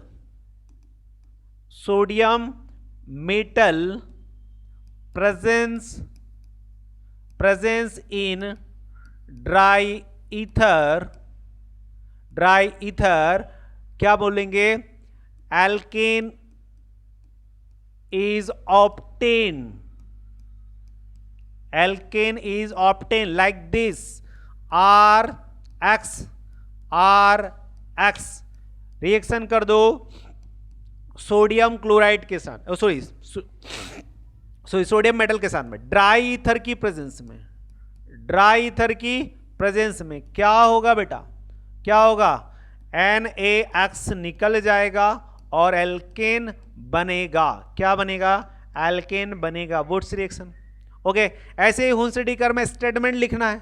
हमने यहाँ क्या ले लिया? सिल्वर एसीटेट सॉल्ट ले लिया, और इसको हमने क्या करा? AgR से रिएक्शन कर दी, सॉरी BR से रिएक्शन कर दी। कितने ले लो? 2 ईथर की प्रेजेंस में, एसीटोन की प्रेजेंट में रिएक्शन कर, ये सोडियम है उसके कार्बन डेटा क्लोराइड के, किसके? Carbon data chloride. क्या होगा भाई? ये टूटा, ओहो ये टूटा, तो ध्यान समझना, अब ये टूटा तो ये BR यहां शिफ्ट हुआ, तो RBR बन गया, प्लस एक AgBr बन गया, और carbon dioxide. This reaction is Hunsdiecker reaction. Okay चलो स्टेटमेंट के साथ में लिखना भाई, स्टेटमेंट के साथ में लिखना है। अगले क्वेश्चन पर चलते हैं, क्वेश्चन नंबर 19। कौन सा क्वेश्चन बेटा? Question number 19, Ullmann reaction. भाई देखो भाई अब हम क्या करें? आयोडोबेंजीन ले लें, 2 आयोडोबेंजीन लिया, स्टेटमेंट शॉर्ट नोट है भाई, लिखना पड़ेगा। आयोडोबेंजीन, कॉपर ले लिया और कर दिया इसको रिएक्शन। भाई ये भी ड्राई ईथर की प्रेजेंस में कर दो, रिएक्शन कर दो, तो आप क्या देखते हो? आपको डाइफिनाइल मिलेगा। क्या मिलेगा? डाइफिनाइल मिलेगा, और CuI निकल जाएगा। इसको 2 मोल पे भी रिएक्शन कर सकते हैं। ओके तो इसको बोलते हैं उल्मान रिएक्शन, है ना? Ullmann reaction. Friedel Crafts reaction 2 type की होती है भाई, फ्रीडल क्रॉफ्ट रिएक्शन 2 टाइप की होती है। कौन सी? एक तो एल्काइलेशन और एक होता है एसिलेशन। ठीक है, तो आप दोनों कर लीजिएगा, है ना? अगर मैं बेंजीन के साथ में करूं, ध्यान समझना, अगर मैं बेंजीन के साथ में करूं एल्काइलेशन, तो एल्काइलेशन में क्या करूंगा मैं, एसिटाइल क्लोराइड के साथ में एल्काइलेशन, तो RX के साथ में कर दूं किसकी, ferrous aluminium, anhydrous aluminium chloride, anhydrous aluminium chloride के क्या होगा, यहां से एक H निकलेगा और क्या हो जाएगा HX बाहर, और हमें मिलेगा ये, क्या मिलेगा ये, है ना। और ये तो एल्काइलेशन। एसिलेशन में क्या करोगे, बेंजीन में आप किसके साथ में CH3 या CH3 ना R ही ले लो, एसिटाइल ले लो, तो R ले लिया हमने, ये इसके साथ में रिएक्शन करो, है ना, इसके साथ में रिएक्शन करो, तो ये बनेगा भाई, ये बनेगा। ओके, तो देखो आप इतनी बात ध्यान रखना, अभी बेंजीन के साथ में, अब किसी के साथ क्लोरोबेंजीन के साथ में करते हो, फिनोल के साथ में कर सकते हो, है ना। तो ये फ्रीडल क्रॉफ्ट कोई ऐसा लिख के नहीं दिया कि किसके साथ में करना, तो आप बेंजीन के साथ में कर सकते हो। आई बात समझ, सब ये एल्यूमिनियम क्लोराइड के प्रेजेंस में आपको करना है। इतनी बात समझ में आ गई, कोई कंफ्यूजन है नहीं है। चलो आगे बढ़ते हैं। आगे हम बात करते हैं explain Faraday's law of electrolysis. भाई फेराडे लॉ को एक्सप्लेन करना है। देखो फेराडे लॉ फर्स्ट और सेकंड दोनों लॉ देखते हैं। पहले फर्स्ट लॉ, भाई फर्स्ट लॉ क्या बोल रहा है कि the mass of substance deposit liberated in electrode during the electrolysis direct proportionally amount of electric charge pass through the electrolyte.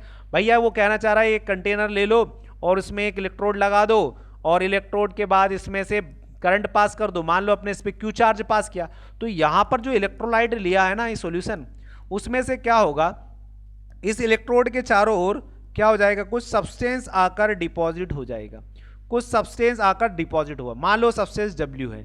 तो अब फेराडे फर्स्ट लॉ क्या बोल रहा है कि इस पर डिपॉजिट हुआ सब्सटेंस का मास, माई M मान लो, आप मास बोलो तुम M, W और वेट बोलो तो W, तो मास डायरेक्टली प्रोपोर्शनली होता है उसके चार्ज के। चार्ज क्या है Q, मतलब जितना इसमें चार्ज पास करोगे उतना ही वेट ऑफ सब्सटेंस या मास ऑफ सब्सटेंस डिपॉजिट होगा। अब मास लिख लो, इसको M लिख रहा है, मास लिख लो, प्रोपोर्शनली साइन हटा दो, तो Z एक कांस्टेंट है और आपको पता है चार्ज क्या होता है, आपको पता है चार्ज I इंटू टी होता है, तो Q की वैल्यू यहां रख दो, तो ये M इक्वल टू क्या हो जाएगा ZI T।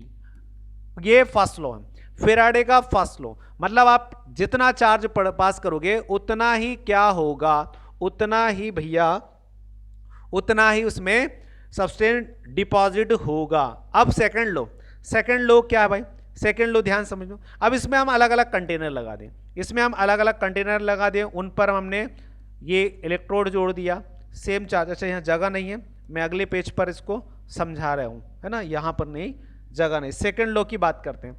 अच्छा सेकंड लॉ को मैं आपको यहाँ पर पहले बता भी देता हूँ। भाई क्या बोल रहा है कि when the same amount of, मैं आपको छोटा में यही बता देता हूँ, छोटा सा बना देता हूँ, चलो मैं छोटा सा बना देता हूँ। मैंने क्या करा, देखो ये ध्यान से, मैंने करा यहाँ पर कि ये कंटेनर लिया, ये 2 कंटेनर लिए, ठीक है, इसमें इलेक्ट्रोड लगाए, इसमें मैंने क्या लगा दी, इलेक्ट्रोड, यहाँ पर भी इलेक्ट्रोड लगा दी, डिफरेंट मेटल के बने इलेक्ट्रोड लगाए। अब मैंने क्या करा, इनको एक बैटरी से कनेक्ट कर दिया और इनको आपस में जोड़ दिया, इनमें मैंने इलेक्ट्रोलाइट सॉल्यूशन क्या कर दिया, डाल दिया। अब मैं सेम करंट पास कर, क्या बोल रहा है कि जब same amount of electric charge, मान लो इसमें सभी पर I करंट सेम चार्ज पास कर रहा हूं, तो इस पर इलेक्ट्रोड के ऊपर क्या होगा, कुछ सब्सटेंस आकर डिपॉजिट होगा, तो इन पर जो सब्सटेंस डिपॉजिट हुआ उनका जो मास उन्हीं के इक्विवेलेंट के डायरेक्टली प्रोपोर्शनली होगा। मतलब अगर इस पर जो डिपॉजिट सब्सटेंस M है या W है, आप W वेट ऑफ सब्सटेंस बोल सकते हो, मान लो उसका सब्सटेंस इस पर डिपॉजिट हुआ W1, तो इसका इक्विवेलेंट कितना हो E1। इस पर अगर मैं W मान लो, इसको M ना मान के हम W मान लें। अब मैं मान लेता हूं कि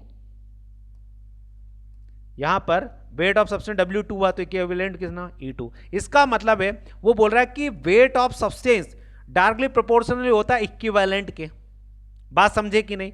तो W इक्वल टू, यहां पर अब कांस्टेंट वैल्यू ले लो E, मतलब अगर आपसे कांस्टेंट पूछे तो Z क्या बोल सकते हैं, W बाई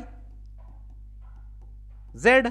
अगर मैं ये बोलूं कि अगर वेट ऑफ सब्सटेंस W1 है तो उसका इक्विवेलेंट E1 होगा, तो मतलब W2 बराबर E2। तो इसके लिए केस क्या बना, अब यहां पर यही तो बात आपको देखना है कि भैया आप फिर लिख सकते हो ना कि भैया आप इसी बात बता सकते हो, क्या बता, यहां जगह नहीं इसलिए मैं यहीं पे कर रहा हूं कि अगर W1 है तो W2 होगा, अगर E1 है तो उसका E2 होगा, बराबर होगा।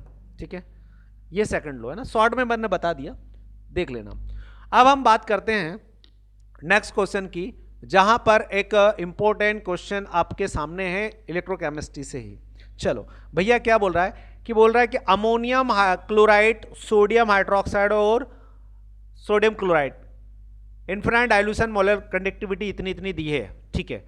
तो बताइए find molar conductivity ammonium hydroxide की कितनी होगी। मतलब वो कहना चाह रहा है कि भैया ये NH4Cl जो है ना वो 150 सेंटीमीटर मोल इनवर्स है ना, मोल इनवर्स ऐसा बोल रहा है। साइमन सेंटीमीटर मोल इनवर्स, इसकी यूनिट गलत लिखी है, इसकी यूनिट अपन सही लिख देते हैं। इसकी यूनिट है Simon centimetre square mole inverse, ऐसा लिखा है यूनिट में, साइमन सेंटीमीटर मोल इनवर्स, ठीक है। उसके बाद बोल रहा है कि सोडियम हाइड्रोक्साइड की कितनी है भाई। सोडियम हाइड्रोक्साइड की दी है 250 Simon centimetre square mole inverse इसकी दी है। उसके बाद सोडियम क्लोराइड की कितनी दी है बेटा, सोडियम क्लोराइड की कितनी दी है 125 दी है भैया, siemens centimetre square mole inverse दी। इतनी बात तो आपको समझ में आई। अब वो बोल रहा है कि NH4OH का मोलर कंडक्टिविटी कितनी होगी बताइए। तो ये तो सब उन्होंने दे रखा, स्ट्रॉन्ग है ये वीक है, इसका निकालना है। तो एप्लीकेशन फर्स्ट क्या बोल रहा था कि भैया अगर मैं देखो इसको अगर तोड़ दूं तो देखो ध्यान, मैं शॉर्ट तरीके से बता रहा हूं, इसमें इसको अगर मैं तोड़ दूं तो NH4 को तोड़ दूं तो मुझे ये मिलेगा, ये मिलेगा। तो अब ये जिसमें है उस इक्वेशन को प्लस कर देना। देखो ये किस में है, ये इसमें है, तो मान लो NH4Cl ये है, OH किस में है, ये सेकंड में है, देखो तो उसको इसके साथ में प्लस कर दो NaOH। अब ये दोनों किस में नहीं है, इसमें नहीं है, इसको माइनस कर दो NaCl। तो देखो भाई इसकी मोलर कंडक्टिविटी आ जाएगी। NH4Cl कितना है भाई 150, सोडियम हाइड्रोक्साइड कितना है 250 और ये सोडियम क्लोराइड कितना 125। तो भाई पहले तो इनको प्लस कर दो, प्लस करोगे तो ये हो जाएगा कितना, ये हो जाएगा 400। इतनी बात समझ गए, ये कितना 400 हो जाएगा, सही है ना। 400 माइनस 125 माइनस कर दो तो भाई कितना आ जाएगा भाई, 25 कम कर दो तो 275 Simon centimetre square mole inverse इसका आंसर होगा। इतनी बात क्लियर हो गई, इतनी बात क्लियर, बस सिंपल सा क्वेश्चन है भाई, बहुत आसान क्वेश्चन है, सोचो कितना आसान क्वेश्चन है। चलो उसके बाद चलो डिफरेंस बिटवीन मेटेलिक कंडक्टर और इलेक्ट्रोलाइटिक कंडक्टर में आपको डिफरेंस खुद करना है। अब हम ज़्यादा लंबा वीडियो हो जाएगा इसलिए इसको आपके ऊपर छोड़ देते हैं ना। अब हम थोड़ा और आगे बढ़ जाए, हमारा थोड़ा सा क्वेश्चन और बचा हुआ है। क्वेश्चन कहाँ, चलो भैया क्वेश्चन हमारा जो बचा है चेक कर लो। चलो ये लास्ट क्वेश्चन बचा है, 2 डिफरेंस दिए, तो अब ये वाला डिफरेंस मैं बता देता हूँ, वो वाला डिफरेंस तुम मत कर लेना, है ना। वो सिंपल है, मैंने इसलिए आपको वो करने का आप पर छोड़ दिया। अब मैं लास्ट बता रहा हूँ, write the difference between elements किसके, डी ब्लॉक और एफ ब्लॉक में डिफरेंट बिटवीन। बहुत सिंपल है भाई, क्या बोल रहा है डिफरेंट बिटवीन, भाई D block element is also known as a transitional होते हैं। कैसे होते हैं ये, ट्रांजिशनल होते हैं। एफ ब्लॉक एलिमेंट्स कैसे होते हैं, इनर ट्रांजिशनल होते हैं। कैसे होते हैं, इनर ट्रांजिशनल होते हैं। चलो दूसरा, इनका जो लास्ट इलेक्ट्रॉन इंटर करता है किसमें, डी ऑर्बिटल में, इनका लास्ट इलेक्ट्रॉन का इंटर करता है एफ ऑर्बिटल में। यहां पर दिस एलिमेंट्स आर स्टेबल, ये कैसे है स्टेबल, ये सभी रेडियो एक्टिव है भाई, स्टेबल हो ही नहीं सकते, रेडियो एक्टिव है।